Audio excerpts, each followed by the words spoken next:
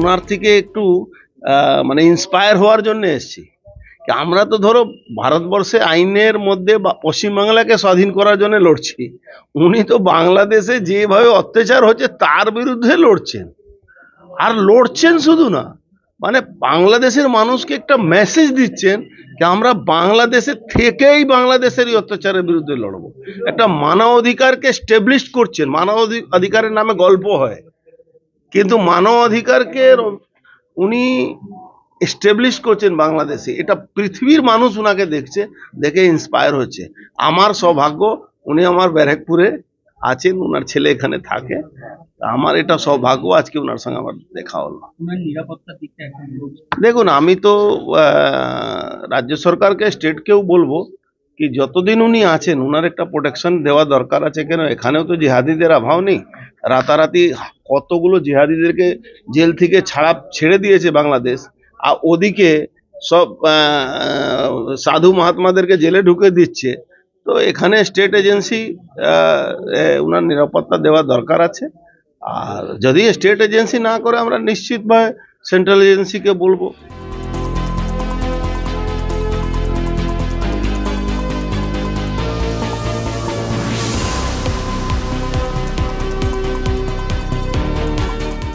দৈনিক কিভাবে বাড়ি ঘর পুড়ছে, দৈনিক কিভাবে মূর্তি ভাঙছে, দৈনিক কিভাবে মানুষকে হত্যা করছে, আপনারা তো দেখছেন। প্রাণের সংশয় তো প্রতিনিয়ত, প্রতি মিনিটে মিনিটে ওনার প্রাণের সংশয়। উনি বেঁচে আছেন, এটাই ঈশ্বরের করুণায় আছেন।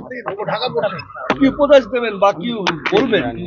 ওনাকে এখন 90 বছর প্রায় বয়স হয়েছেন ওনার। আমি ওনার আগে একসঙ্গে ছিলাম। এই বয়সে উনি এত বড় আইনজ্ঞ, তাকে কি বলবো? তার পাশে দাঁড়ানো ছাড়া আর কিচ্ছু না, প্রার্থনা ছাড়া আর কিচ্ছু না।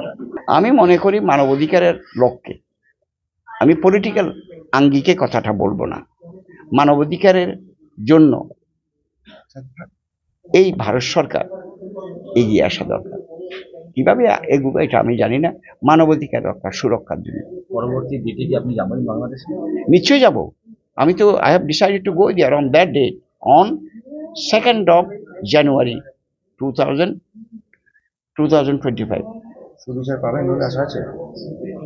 আমি তো আশাবাদী, যে সুবিচার হয়তো পাবো। শেষ প্রশ্ন, ভারতের প্রধানমন্ত্রীর কাছে জানাবেন বাংলাদেশের সার্বিক পরিস্থিতি? ওনাকে তো জানানো হয়েছে, ওনাকে তো অলরেডি আমরা মেসেজ পাঠিয়ে দিয়েছি। এখন উনি পড়েছেন কিনা তা জানি না। আমরা যে কাজগুলো করছি মানবাধিকারের ছায়াতলে, আমি একজন সুপ্রিম কোর্টের আইনজীবী হিসাবে আমি আজকে অভিভূত হয়েছি। আপনারা সবাই এসেছেন আমাকে সহযোগিতা করার জন্য, আমার প্রোটেকশনের জন্য কথা বলছেন, আমার নিরাপত্তার জন্য কথা বলছেন, সেটা তো অবিস্মরণীয়। কার্তিক মহারাজ এবং মহারাজ অর্জুন সিং শান্তির দূত, যারা বিশ্বে প্রেমের বার্তা বিলিয়ে বেড়ান, তারা ওখানে গেছেন তো কী করা যাবে? এখন যে বর্ষিয়ান আইনজীবী যে বাংলাদেশের আটক সন্ন্যাসীর জন্য লড়ছেন, নিশ্চিতভাবে তিনি একটা সাহসী কাজ করছেন। এখন কয়েকজনের যদি মনে হয় যে তার সঙ্গে ছবি তুললে বা তার কাছে গেলে বিষয়টাকে একটু প্রচারের আলোয় নিয়ে আসা যাবে, বিজেপি নেতাদের যদি মনে হয় যে বাংলাদেশে যা হচ্ছে হোক, সেটাকে এখানে হিন্দুদের মধ্যে ভোটের মার্কেটিং করতে ব্যবহার করা হবে, তাহলে তারা যাবেন। এইখানে ওনার সঙ্গে দেখা করে কি হবে? কেন্দ্রীয় সরকার, দিল্লির সরকার কি আঙুল চুষছে? একজন সন্ন্যাসী বিনা বিচারে আটক হয়ে বসে আছে বাংলাদেশে, তাকে আইনি সুযোগ দিতে দেওয়া হচ্ছে না। তো এটা তো কেন্দ্রের সরকার হস্তক্ষেপ করে সেখানকার সরকারকে চাপ দেবে যাতে তিনি আইনি বিচার পান। কেন্দ্রীয় সরকার কিছু বলছে না, বিদেশ সচিব যাওয়ার পরেও কোনো কাজ হয়নি। আর এখানে সস্তা প্রচারের নাটক করছেন বিজেপির নেতারা। এটা হতে পারে না। তারা চায় হিন্দুদের উপর নির্যাতন হোক, আর সেটা এরা এখানে পশ্চিমবঙ্গে বা ভারতে হিন্দুদের ভোট মার্কেটিংয়ের আবেগে ব্যবহার করবে।